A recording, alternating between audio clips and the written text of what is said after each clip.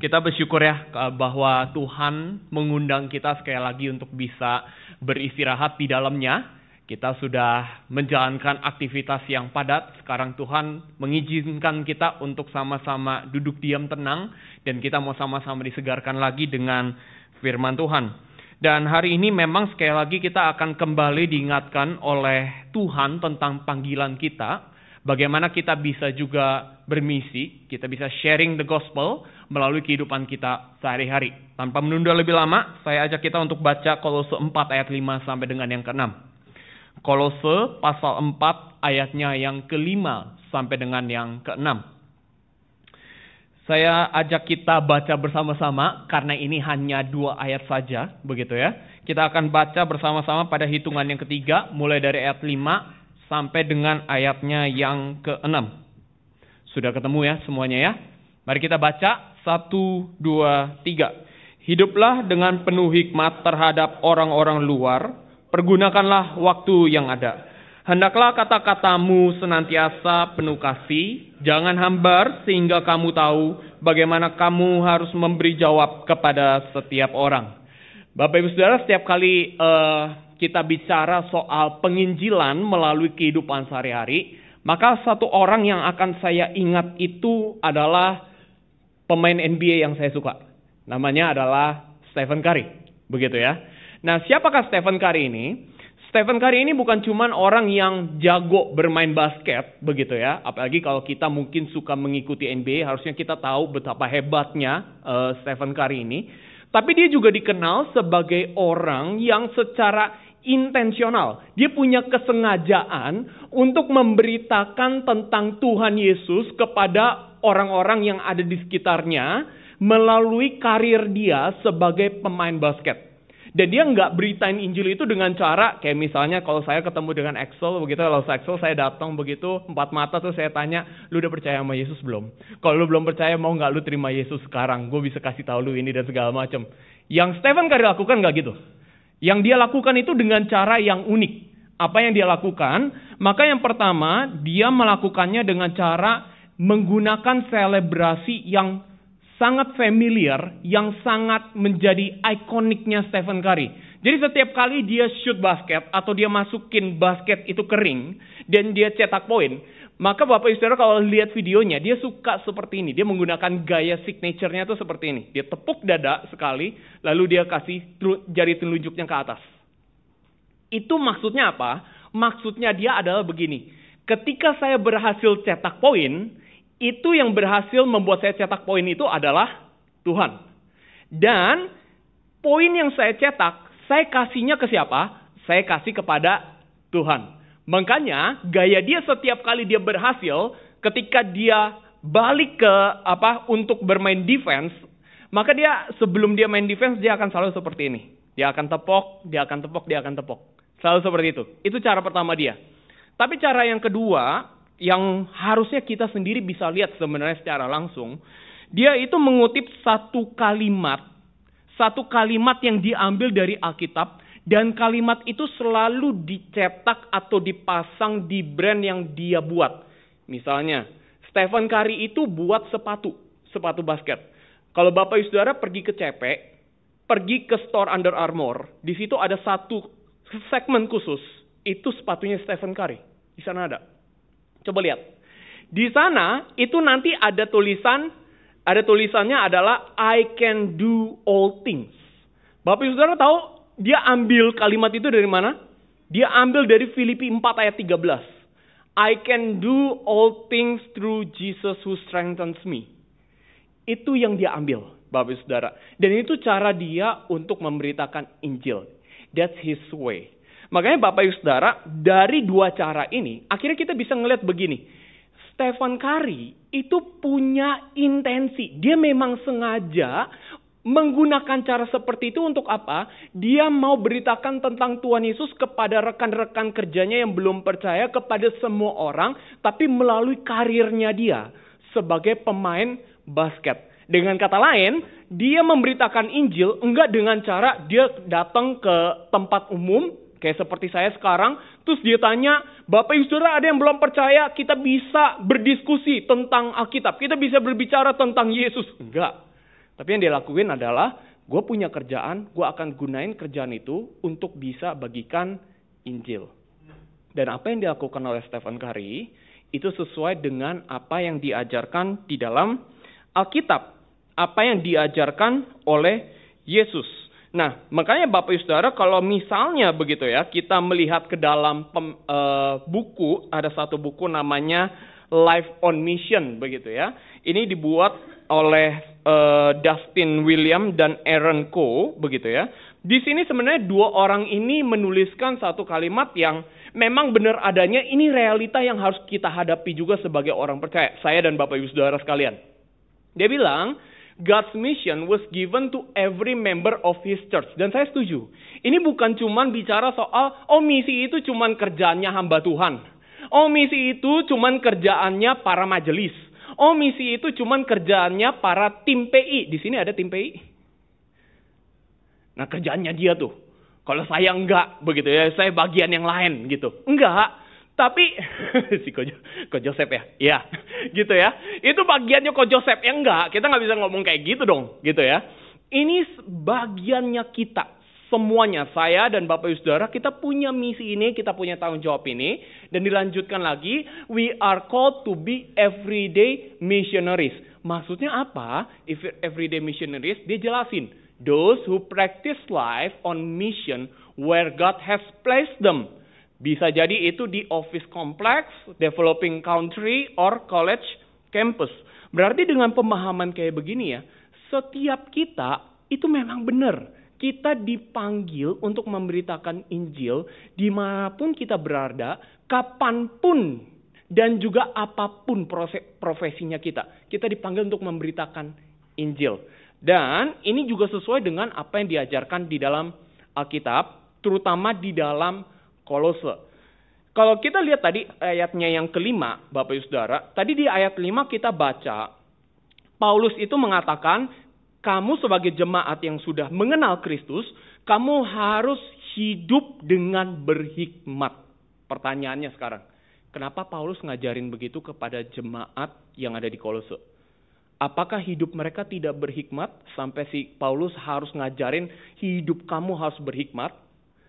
Apakah artinya di sini Paulus mengajarkan pengajarannya Yudaisme dan agama lain yang mengatakan bahwa perbuatan manusia itu juga mempengaruhi keselamatan, makanya kamu harus hidup dengan berhikmat? Enggak seperti itu Bapak Saudara. Ada alasannya. Alasannya apa? Yang pertama, itu di dalam Kolose 3 ayat 17. Saya ingin ajak kita untuk baca sama-sama ayat ini. Begitu ya, mungkin kita ada yang lelah, kita capek begitu ya, habis kerja gitu ya, apalagi ruangannya enak dingin-dingin gitu ya, sunyi-sunyi sepi gitu, mungkin bisa gitu ya. Nah, makanya saya ajak kita untuk baca sama-sama ya. Kolose 3 ayat 17. 1, 2, 3. Dan segala sesuatu yang kamu lakukan dengan perkataan atau perbuatan, lakukanlah semuanya itu dalam nama Tuhan Yesus, sambil mengucap syukur oleh Dia kepada Allah Bapa kita. Sederhananya begini Bapak Ibu Saudara. Alasan yang pertama, kenapa Paulus mengajarkan jemaat di Kolose harus hidup dengan berhikmat? Karena Paulus ingin menyadarkan mereka bahwa sekarang hidup kamu itu harusnya bisa memuliakan Tuhan. Bukan cuma memuliakan Tuhan di kalangan orang yang sudah percaya, tapi juga yang tidak percaya. Simpelnya seperti itu. Itu alasan yang pertama. Alasan yang kedua, sebenarnya kita bisa lihat dari mana? Itu kita bisa lihat di dalam ayat 5b. Nah, sayangnya kalau bahasa Indonesia itu kurang memperlihatkan urgensinya Paulus. Makanya kalau di Indonesia cuma dibilang pergunakanlah waktu yang ada. Tapi kalau kita lihat dalam bahasa Inggris, jadi berbeda maknanya. Karena di situ ditulis making most of the opportunity. Maksudnya apa? Simpelnya begini. Si Paulus di dalam ayat 5b pengen kasih tahu kepada para pembacanya, waktu kita hidup itu tidak lama. Waktu kita hidup itu sangat sebentar. Makanya kalau sekarang kita masih hidup, kita masih punya kesempatan, maka gunakanlah kesempatan itu untuk hidup dengan berhikmat. Karena Paulus percaya, kalau kamu menggunakan kesempatan ini untuk hidup dengan berhikmat, kamu bukan cuma muliakan Tuhan, tapi kamu juga bisa memperkenalkan Tuhan Yesus kepada orang-orang yang belum percaya. Karena itu Bapak Ibu Saudara, kalau kita lanjut pembacaan ke dalam ayatnya yang ke-6, Paulus kasih tahu wujud nyatanya, konkretnya kayak gimana. Kan kalau kita dibilang hidup yang berhikmat, hidup yang berhikmat, hidup yang berhikmat itu gimana? Itu kan kayak ngawang-ngawang, gak jelas. Makanya Paulus kasih konkretnya. Konkretnya gimana? Di ayat 6, Paulus percaya bahwa mereka itu bisa memberitakan Kristus itu justru melalui perkataannya mereka. Tapi perkataan mereka yang dimaksudkan oleh Paulus di sini, itu bukan cuma sekedar perkataan yang berhikmat, yang bagus, yang penuh dengan mutiara, kayak the golden ways, kalau zaman dulu tuh tahu ya. Kata-kata yang kayaknya tuh bijak begitu, enggak. Tapi ini perkataan yang dipenuhi juga dengan nilai-nilai kebenaran firman Tuhan. Makanya Paulus bilang, kamu bisa beritakan Injil melalui perkataanmu loh. Kamu bisa kenalin Yesus hanya melalui perkataanmu yang tepat, yang mengandung nilai kebenaran firman Tuhan. Berarti Bapak Ibu Saudara, dari dua hal ini, akhirnya kita bisa menarik satu kesimpulan bahwa sebenarnya Kristus itu mengajarkan kita ini, setiap kita, termasuk saya, kita semua di ruangan ini, orang-orang percaya, kita tuh bisa memberitakan Injil, enggak harus dengan cara kita sekolah teologi dulu, kita masuk kepada majornya penginjilan, baru kita bisa beritakan Injil. Enggak. Kita lakuin kegiatan kita sehari-hari pun, kita bisa beritakan Injil sebenarnya. Melalui apa yang kita lakukan sehari-hari. Makanya saya setuju dengan perkataannya atau tulisannya tadi di dalam Life on Mission ya. Dia mengatakan, we cannot just look at mission as something to add to our schedule, but something to intersect with our current daily rhythms. Saya setuju banget. Injil itu bukan sesuatu yang kelihatannya tuh terpisah dari hidup kita. Enggak. Injil itu sebenarnya sesuatu yang sangat berkaitan erat dengan hidup kita. Ini bukan sesuatu yang kayak di luar dari hidup kita. Enggak. Tapi ini sesuatu yang bisa dibilang tuh melebur di dalam hidup kita. Enggak terpisah dari hidup kita. Makanya seharusnya setiap hari kita tuh sebenarnya bisa memberitakan Injil.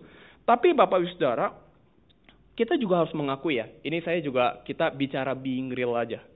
Kita harus mengakui bahwa pada akhirnya, salah satu yang membuat kita seringkali terkendala untuk memberitakan Injil, biasanya bukan masalah tentang gimana sih caranya saya bisa beritakan Injil. Sebenarnya enggak. Permasalahannya tuh ada di mana sih? Permasalahannya ada pada sini. Kita tuh seringkali ngelihat Injil tuh sesuatu yang di luar dari hidup gua, sesuatu yang berat. Makanya saya kalau pakai dalam bahasa saya akhirnya coba mikir, saya coba dalemin, akhirnya saya menyimpulkan, seringkali yang jadi problemnya adalah Injil itu udah kayak sesuatu yang adds on. Sesuatu yang ditambahkan ke dalam schedule kita yang udah padat setengah mati. Makanya kita berat untuk melakukan penginjilan, tapi kita nggak bisa melihat Injil itu sebenarnya sebagai sesuatu yang, ini lifestyle-nya saya. Itu berat banget. Itu biasanya yang menjadi kesulitan kita. Kenapa? Karena ketika kita masih melihat itu sebagai adds-on, sebagai sebuah sesuatu kegiatan besar yang di luar dari kehidupan kita, maka untuk lakuin penginjilan itu berat. Kita coba ya, ambil contoh sederhananya aja. Di sini setiap kita, banyak yang saya lihat sudah menikah pastinya ya. Banyak yang udah kerja juga. Kalau kita ditawarin, yuk lakuin penginjilan. Penginjilannya ngapain? Penginjilannya adalah kita pergi ke satu tempat, ke tempat daerah yang terpencil, yang belum disentuh sama banyak manusia. Kita pergi ke sana, kita nginep di sana, kita pelayanan ke mereka, itu baru disebut dengan yang namanya penginjilan. Bapak Ibu Saudara, bolehkah kita jujur ke dalam diri kita sendiri, kalau Bapak Ibu Saudara disuruh pakai waktu seminggu untuk melakukan hal itu? Yang alias potong cuti. Cutinya cuma berapa? Kalau di tempat kerja? 14 ya? 14, 12, terus potong 7. Bisa kita kasih waktu kita untuk penginjilan? Berat kan? Kita mungkin akan bilang kayak, aduh, gue cinta Tuhan tapi gak gitu banget sih. Kayaknya Tuhan ngerti lah.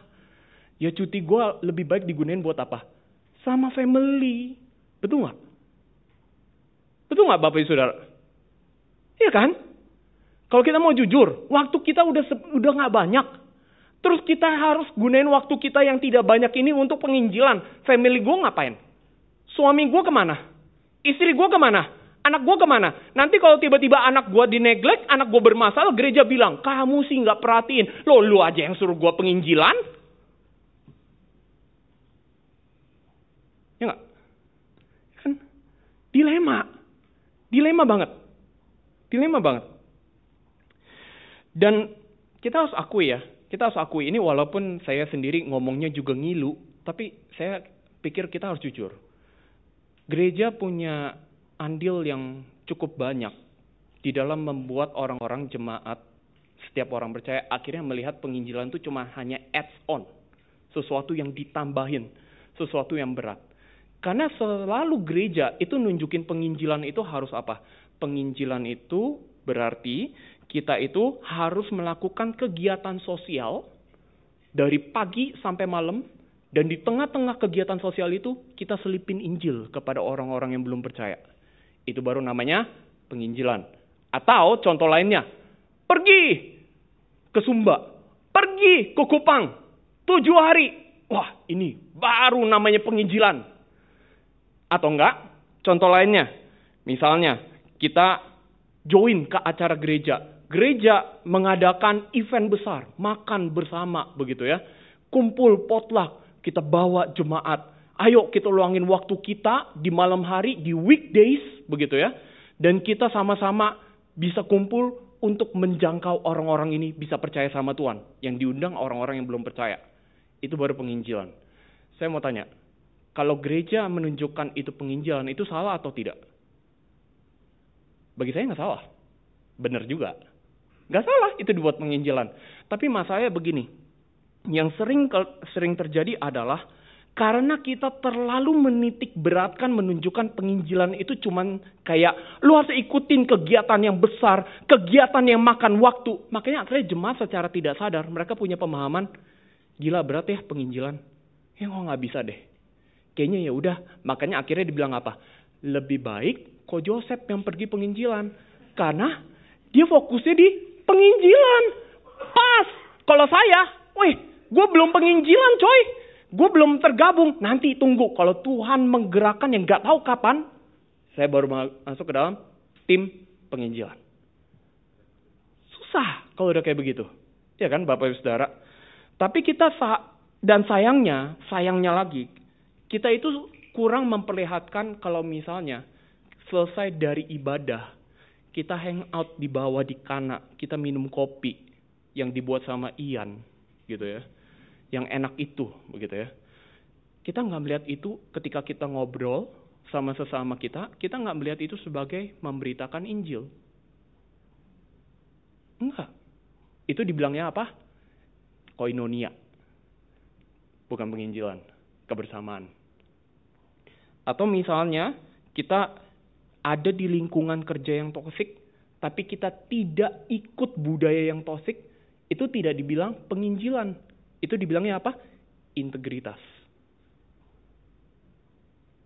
Atau misalnya, momen kita misalnya sebagai orang tua, kita take care anak kita lihat anak kita punya kebutuhan makin besar, makin butuh didengarkan, di tengah kecapean kita luangin waktu buat anak kita, itu nggak dibilang penginjilan.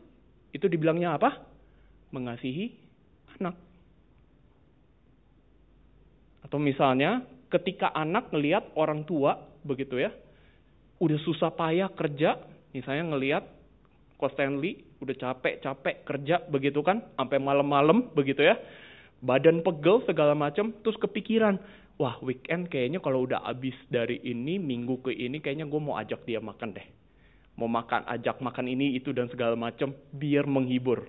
Kalau anak memperlakukan orang tua seperti itu nggak dibilang penginjilan. Itu dibilang apa? Hormat sama orang tua. Hal-hal kecil itu jarang banget diperlihatkan sebagai penginjilan. Jarang. Yang lebih diperlihatkan sebagai penginjilan itu apa? Hal-hal besar yang kayak tadi.